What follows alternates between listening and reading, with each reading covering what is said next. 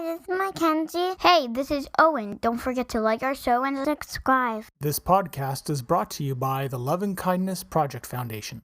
What is one thing that you could do to think, speak, or act kindly today? Go to loveandkindnessproject.org to learn more. Before we begin this podcast, if you or someone you know is in crisis or needs emotional support, there are tools that can help. So get yourself a pen and paper or open a note-taking app on your phone or computer. Feel free to pause this episode while you get yourself ready. The episode starts at 1 minute and 6 seconds. You can call Talk Suicide Canada at 1-833-456-4566. You can text 45645, which is coming in the fall of 2023. In Canada, you can also call 988, the Kids Help Phone at 1-800-668-6868. The Trans Lifeline in Canada is 1-877-330-6366. And in the United States, 1-877-565-8860, or call 911. You are not alone, and you do not have to be alone. I would like to honor and recognize the traditional and unceded territories of the Katzie, Kwantlen, and Semiahmoo nations on whose territory I live, work, and play.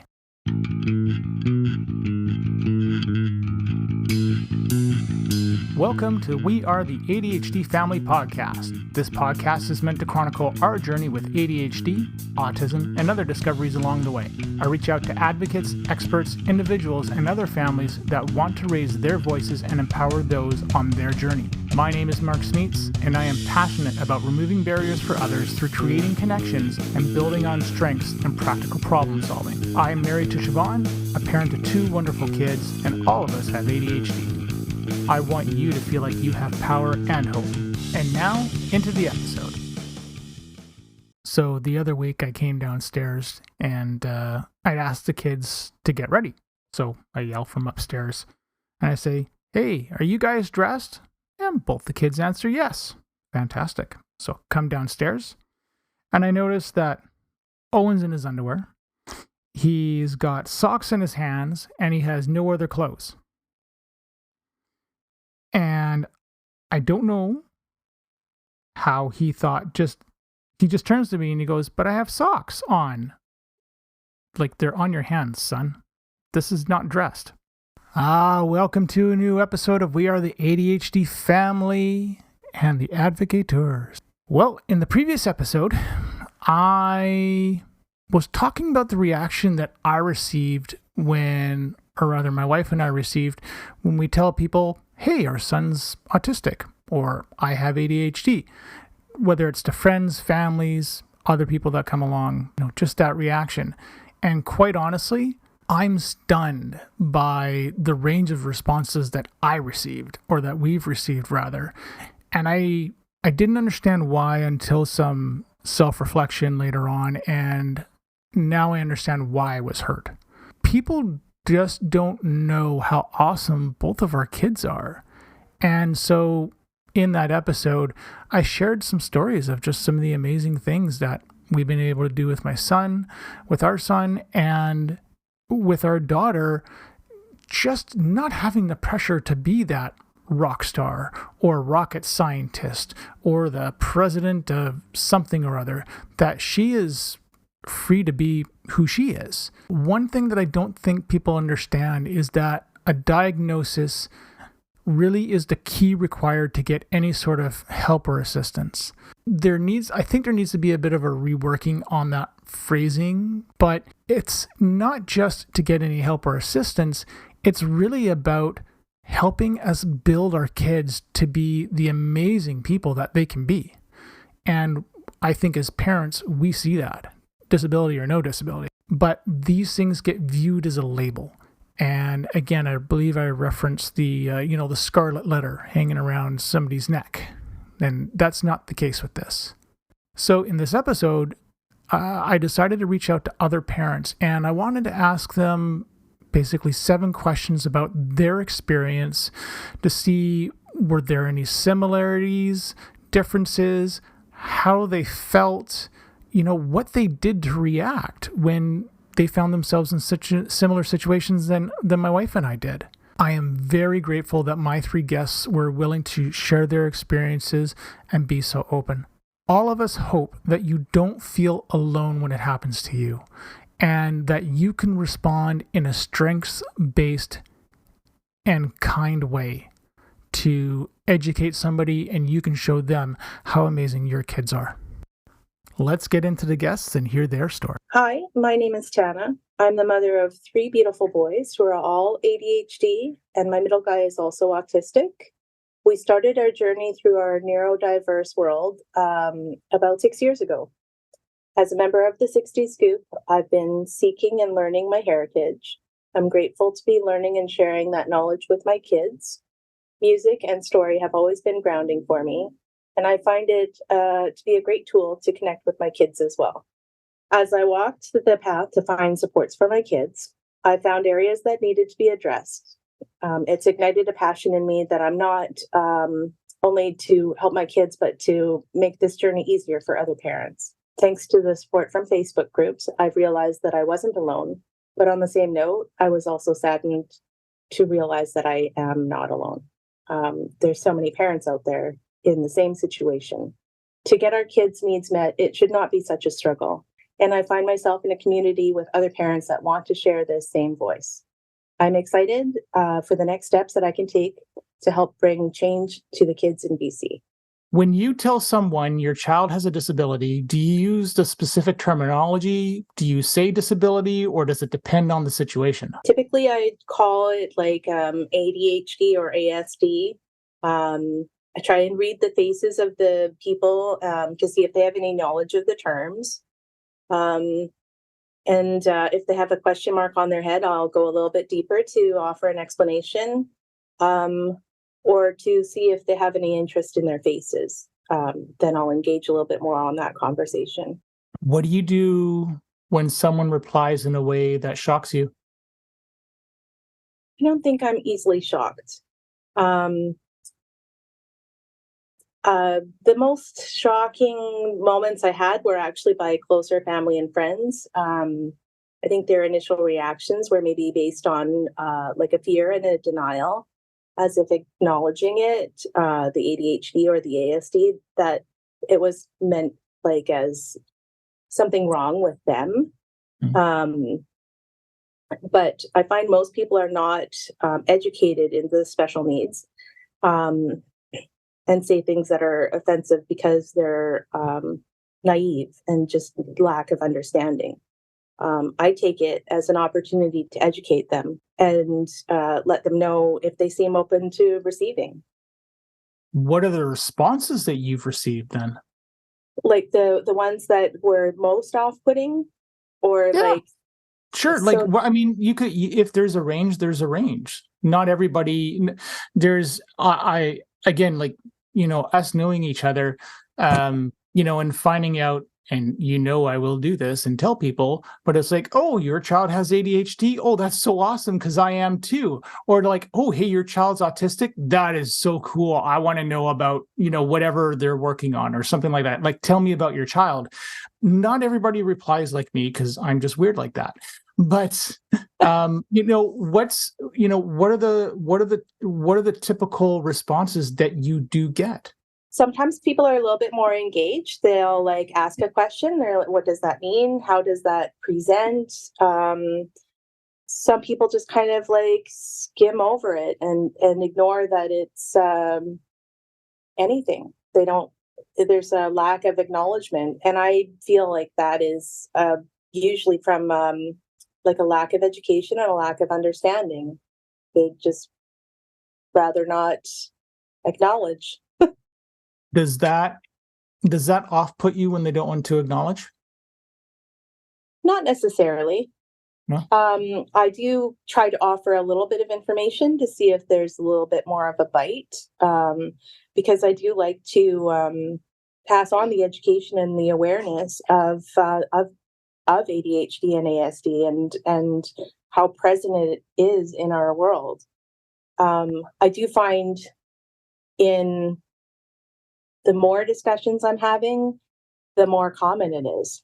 So I find other parents that are saying, oh yeah, my son or my daughter have ADHD, or they were just recently diagnosed, or we're getting assessments for this. It just, the commonality of it is so much greater at this point. I should just clarify that the acronym ASD, for those that don't know, it's shorthand for autism spectrum disorder. That's all it is. Here is a 20-second kindness break. Mackenzie, what is one kind thing that you can do for somebody who is new to your class?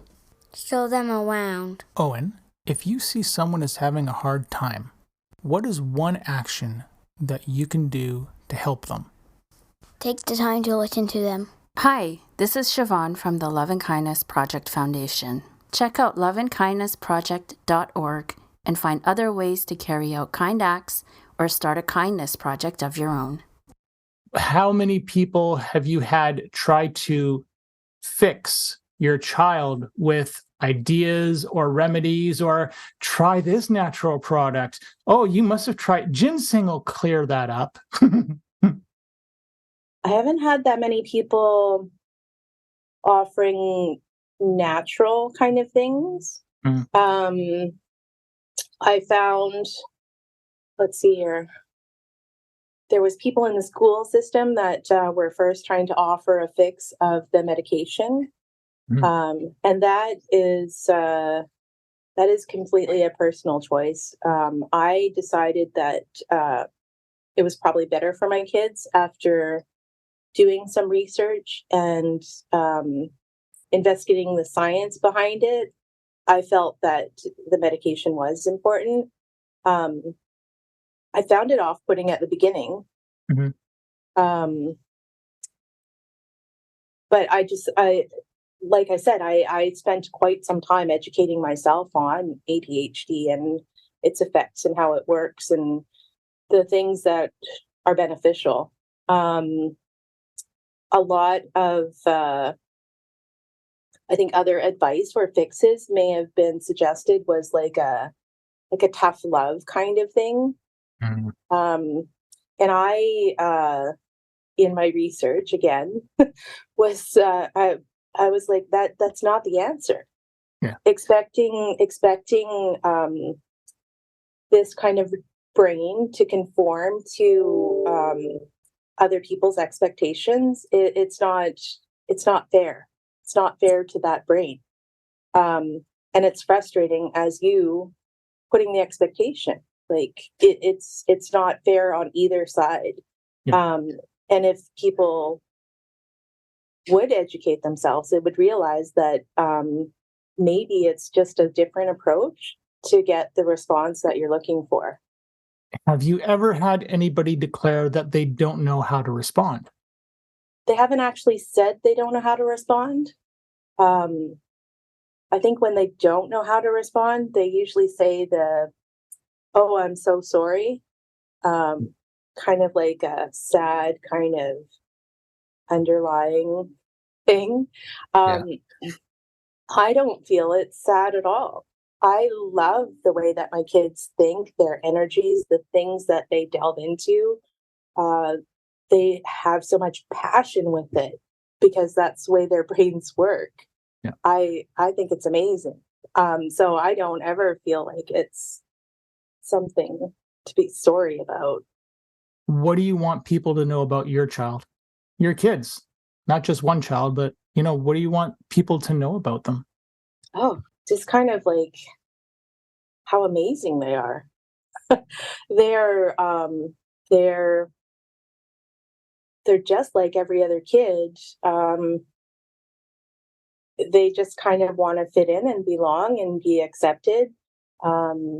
They want to share their passions, maybe on a grander scale. Their appreciation and lust for the things that they love is like so outstanding. I just think, I don't know, about my kids. Maybe if you're feeling a little frustrated with one of my kids, to take a step back and think about how you could approach it differently.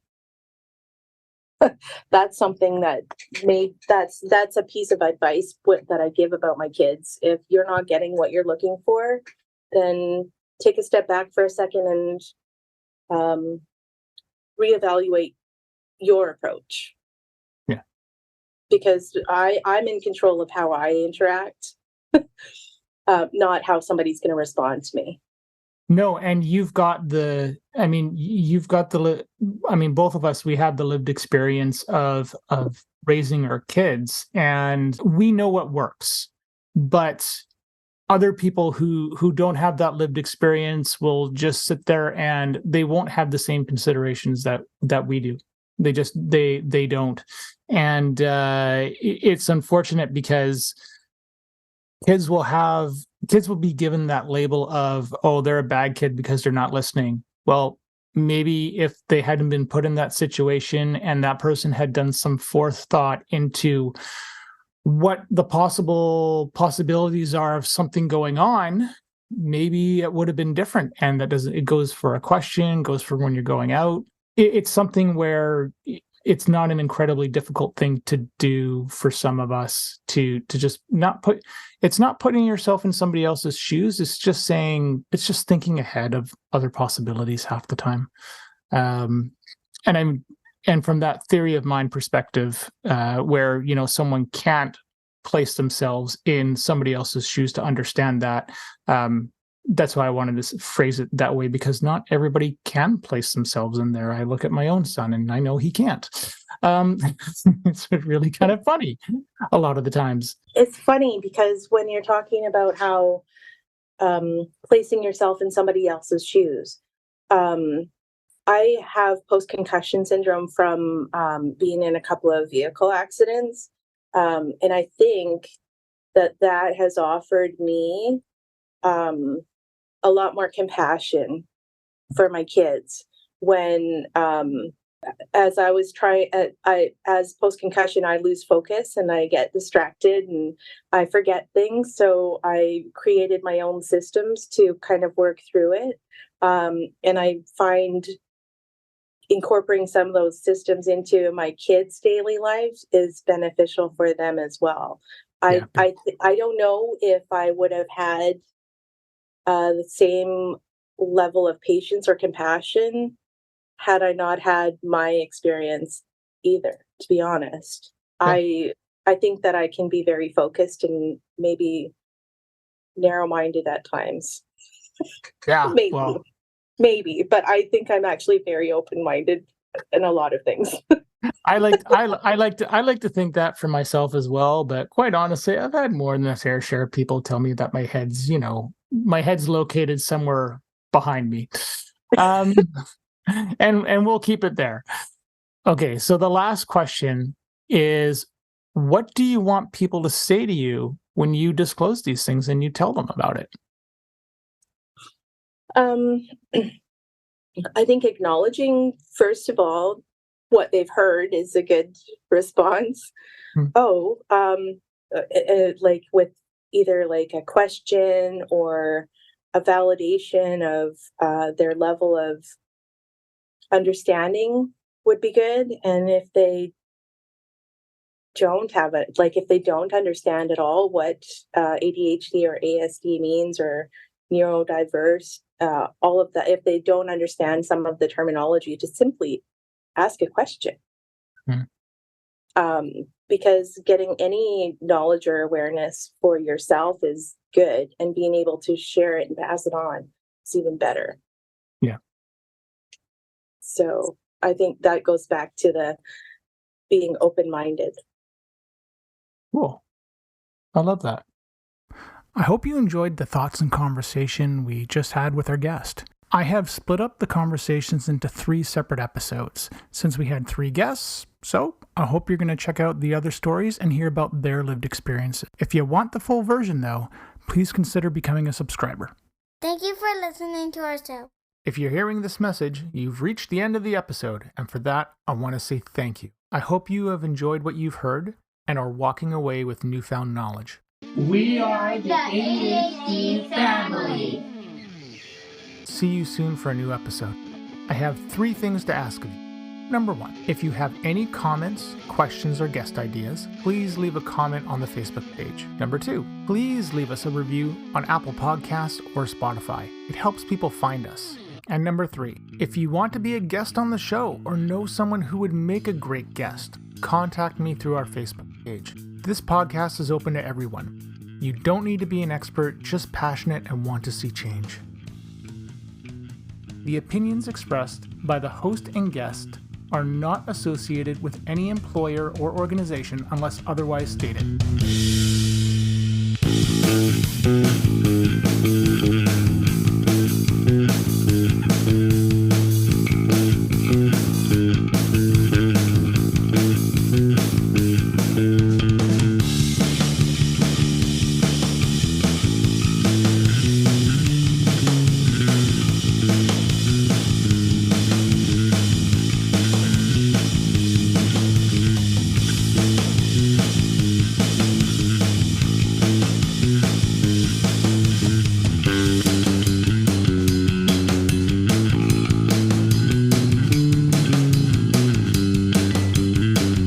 Any medical information on this site and podcast is provided as an information resource only and is not to be used or relied on for any diagnostic or treatment purposes.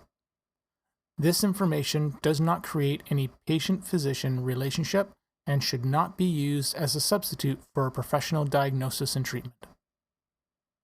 Please consult your healthcare provider before making any healthcare decisions or guidance about a specific medical condition.